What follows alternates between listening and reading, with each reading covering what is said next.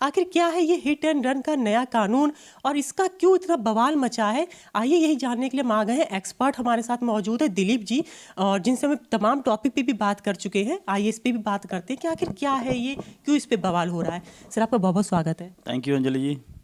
Sir, हमारा आपसे सवाल यही है कि ये कानून क्या है, क्यों इतना चर्चित है? कानून चर्चित इसलिए है कि जो इंडियन पिनल कोड को रिपील करके नया भारतीय न्याय संहिता लाई जा रही है भारत सरकार के द्वारा, उसमें सेक्शन 106 में इंसर्शन किया गया है कि अगर कोई ट्रक ड्राइवर हिट करके और बिना पुलिस को इन्फॉर्म किए भाग जाता है तो उसको एक बड़ा क्राइम माना जाएगा, और उस क्राइम के लिए जो पहले 6 महीने की सज़ा और 1,000 रुपये फाइन हुआ करता था, उसको अब 10 साल की सज़ा और लगभग 7 लाख रुपए का फाइन कर दिया गया है, जो ट्रक ड्राइवर्स के लिए बड़ा परेशानी वाला विषय है। क्योंकि अक्सर ये माना जाता है कि एक्सीडेंट्स कई बार पीने की वजह से भी होते हैं, कई बार लापरवाही की वजह से होते हैं, और कई बार रियल इंसिडेंसेस होते हैं जो ड्राइवर के कंट्रोल में नहीं होते हैं। तो हर क्राइम को एक ही नज़र से देखना, इसी बात को लेकर के एजिटेशन है ड्राइवर्स के अंदर, और इसको कॉग्निजेबल ऑफेंस कर दिया गया है, नॉन बेलेबल कर दिया गया है। कॉग्निजेबल का मतलब है कि पुलिस ऑन स्पॉट उनको अरेस्ट कर सकती है बिना किसी वारंट के।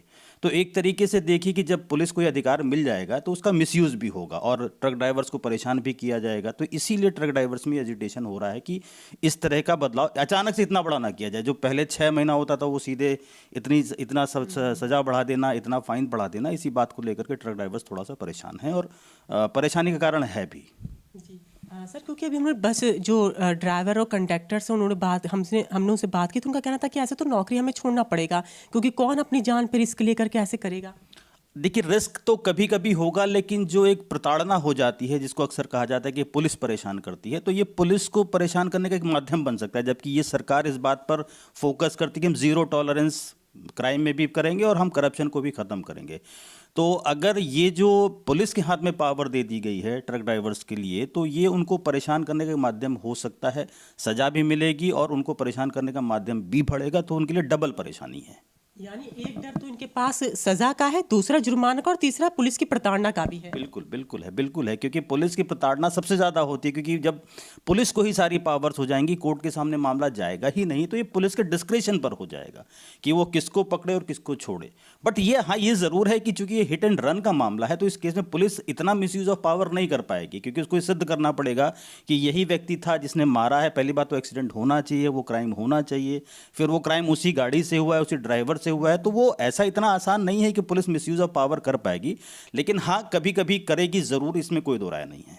जी, बहुत बहुत धन्यवाद सर हमसे बात करने के लिए। कोई और पॉइंट जो मुझसे छूट रहा हो जो आप बताना चाहें इसी पूरे कानून पर? नहीं, कानून में बहुत सारे बदलाव किए गए हैं और कानून में अच्छे बदलाव भी किए गए हैं। जैसे बहुत सारे, क्योंकि जब ये आपका आईपीसी बना था तो भारत की आज़ादी से पहले 1800 में बना था, 1800 में बना था, और तब की सिचुएशन और आज की सिचुएशन, क्राइम का स्वरूप चेंज हो चुका है, क्राइम के जो माध्यम थे वो चेंज हो चुके हैं। तो अब बहुत सारी चीज़ों को जो आज के हिसाब से ज़रूरत थी उनको भी कवर किया गया है, और बहुत सारी चीज़ों को सुधार की नज़र से भी देखा गया है।